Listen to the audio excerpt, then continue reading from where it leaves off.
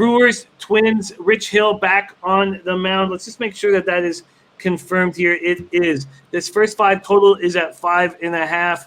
Full game here. Let's get over here quickly. Full game.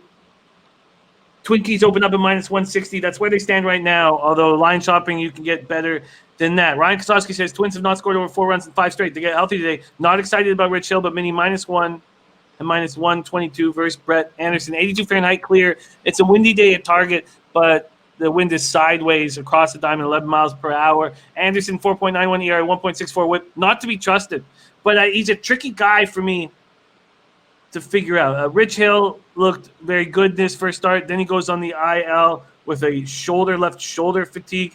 He's always been good against Milwaukee, and I expect him to be good here. He's been chomping at the bit to get back on the mound, supposedly. Brewers, Twins, Nola, you making a move? Yeah, this is a very interesting game, and this is contrary to a lot of people's, initial thought when they look at the Twins. Twins have been the second most profitable team when you talk about in terms of under, especially when you look at their home records. At home, they've only lost, I believe, 1 or 2 games to the under. Let me look at that. Yeah, they are 12-1 to the under here at home, a trend that I look to continue to back, especially at a 9.5.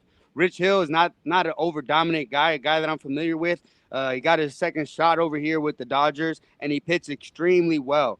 The one thing, though, that I will say is that here with the Dodgers, he was successful because they didn't allow him to see the third time around hardly ever. And it's something that's affected him in his career, and it's something that he was able to find success in the short stints. I don't know how they look to use him here, but I expect him to have a decent start. And on the other side, you got Anderson, a guy that about average overall in his career, but last year he really turned it on over there in Oakland. Now playing in a different ballpark, maybe things kind of average back out to where he was, but much better pitcher than his numbers would indicate. A guy that I expect to actually come out here and have a solid start against the Twins offense, who's still solid. Some guys are still hitting well, but not the potent offense and potent numbers that you might think of, especially early in the season. I'm going to stick to the trend here. I'm going to keep riding the train here. I'm going the full game under 9.5.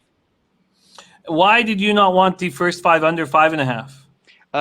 My concern here is that they do have bats. They do have explosions.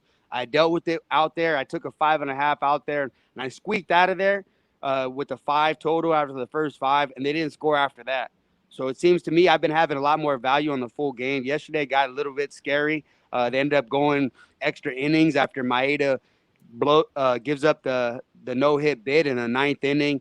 And then the bullpen comes up and kind of gives it up. I squeaked out of there with that, but I just seem to have more value. And the 12-1 is a stat that I'm not going against.